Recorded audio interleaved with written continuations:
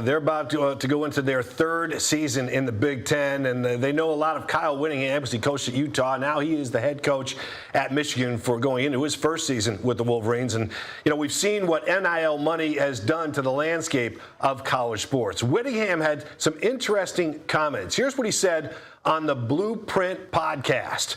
Quote, there's going to be several teams in this 27 recruiting cycle that are 50 million plus rosters. You've either had to keep up and embrace that or embrace irrelevance because it's not changing, at least right away. We all know the money that's being tossed around when it comes to college sports and NIL, Chris. And, Sorsby for Texas Tech just had a $6 million deal for one season. The quarterback transferring from Cincinnati to Texas Tech for $6 million. $50 million to have a football team that is relevant right now, Paul. It scares me. It's the way of the world, but also saddens me a little bit, Paul, because what are we probably going to not see a whole lot of anymore? We're not going to see the Appalachian State taking out the Michigan Wolverines. It's going to be very hard to see those moments. I go back to the 2007 Fiesta Bowl. The Boise State Broncos, I think they knocked off Oklahoma. Correct me if I'm wrong in that, Paul, but they knocked off Oklahoma in a thriller. To see these mid-majors come out of nowhere to do what they can do, pull off the big upsets, I get a little scared that college football may come down to 8 to 10 teams, Paul, and that makes me nervous. $50 million, that's a big price tag, and you're going to start seeing some of these smaller schools just fading away. The other thing we're seeing, Paul, and we can get into this on another show, and I know we have the athletic director for Washington State coming on later this week, is what does this mean when a football team has to need $50 million to put a roster together? It's not good for other sports teams in the program. 23 programs have been eliminated from NCAA Division I athletics in this past year alone.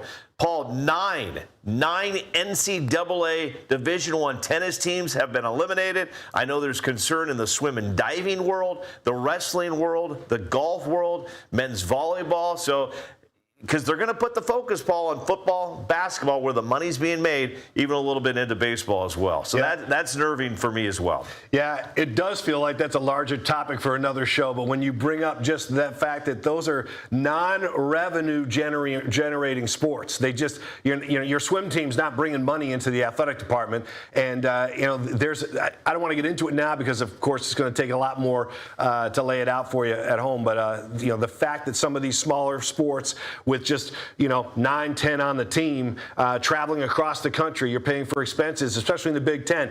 The Huskies golf team, Huskies tennis team, whatever it is, going to Maryland to play, and then maybe up to New Jersey to play Rutgers. You're paying for the travel, the hotel, all that stuff. I mean, it just brings to the point that it's going to cost you a ton of money to send bigger teams, revenue-generating teams, to these other states. But what about those smaller sports? Those opportunities for those athletes may not be there in the future. Yeah, they may not be, and that's sad because it's all about these. You know me, I'm a huge tennis fan, so to hear that 9 Division I schools have eliminated tennis from their programs kind of saddens me a little bit, but I understand they're putting their money towards football and basketball right now, Paul, because we start there. $50 million needed to put together a relevant football team? Are you kidding me? That's just football.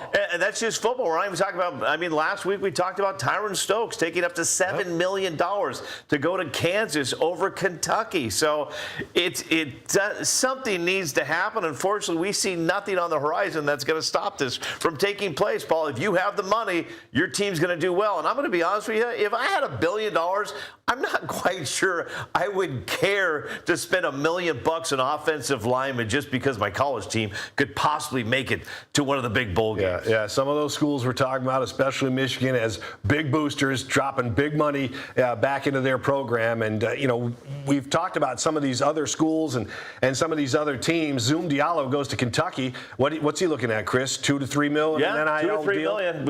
I heard was getting near $1 million at the University of Washington, and now just what? Why not cash in while you can? I can't blame these kids and their families for doing it. No, absolutely not. Some just offensive linemen at Oregon are making $300,000 for signing there. So you have to take the money because, as we've talked about many times, these kids that get into college, there's only a very small percentage of these kids that will ever get pro dollars. So this is just the era era we live in right now of the college football, college sports landscape where these kids can go out and make their money. How about some of the gymnasts, Chris, they come out and they've got clothing contracts and things like that. So it doesn't matter what sport you're playing. There's NIL money out there if you're top of the line. Well, and you'll hear a lot, Paul, the Olympic sports are at risk as well, but these Olympic athletes also can use the Olympics to help their NIL funds. A lot of those gymnasts actually are in college sports now because they're getting that NIL money.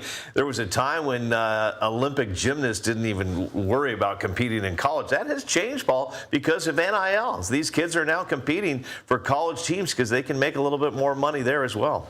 All right, again, we said it was a topic for another day, but it feels like we both had a few thoughts on that one. But again, NIL money has changed everything, and it's just really a question of if it's ever going to level off and when it will level off for sure.